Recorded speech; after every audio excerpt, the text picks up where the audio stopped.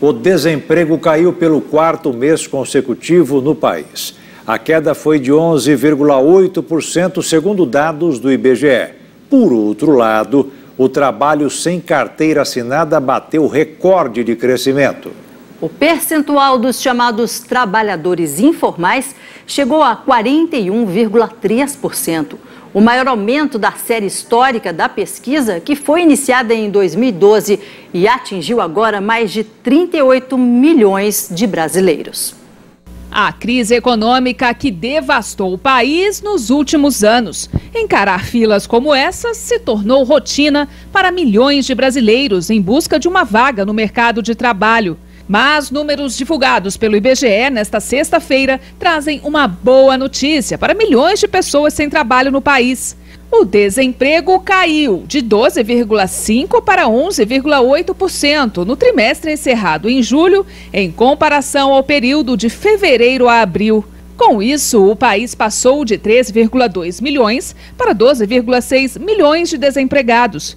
Essa é a quarta queda seguida na comparação trimestral.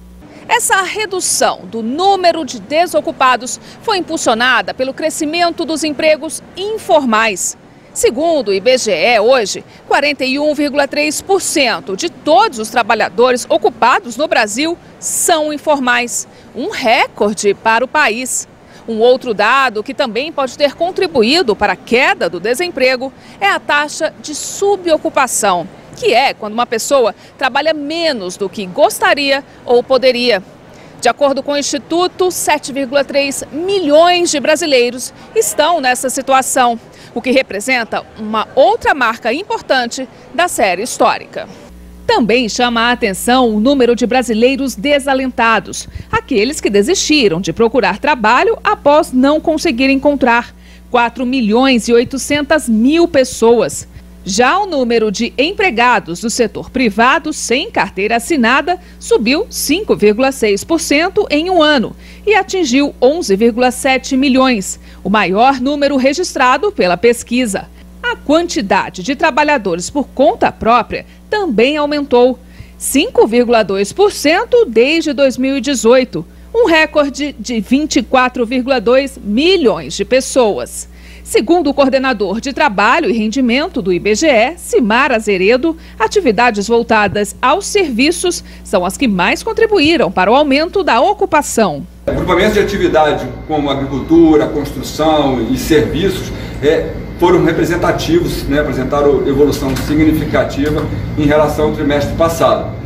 Mas destaca-se que tanto na comparação trimestral quanto na comparação anual, o que puxou, na verdade, a queda, o aumento da população ocupada foi o crescimento do serviço.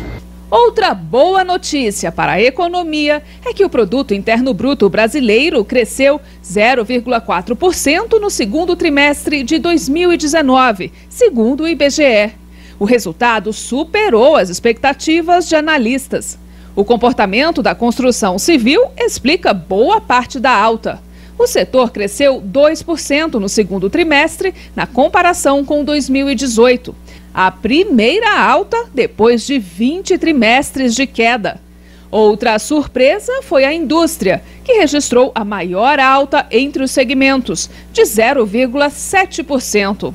O desempenho da economia brasileira no segundo trimestre afasta o risco de recessão técnica, quando há 2 trimestres negativos. Nesta sexta-feira, o presidente Jair Bolsonaro admitiu que a retomada do crescimento ainda é lenta, mas comemorou o crescimento do PIB. No início da coletiva de imprensa, em frente ao Palácio da Alvorada, ele leu as manchetes de 3 jornais e criticou a maneira como os veículos divulgam dados da economia. Tem que aprender, não são vocês não, né? O editor vai aprender, pelo menos não combina, pega mal. Pega mal. Não tem o que falar, não tem o que criticar, mas é obrigado a elogiar, mas sempre tem o mais. Então a economia é igual um transatlântico, não é de uma hora para outra, né? Até a nossa casa, quando o pessoal está endividado aí, é devagar, é complicado de recuperar.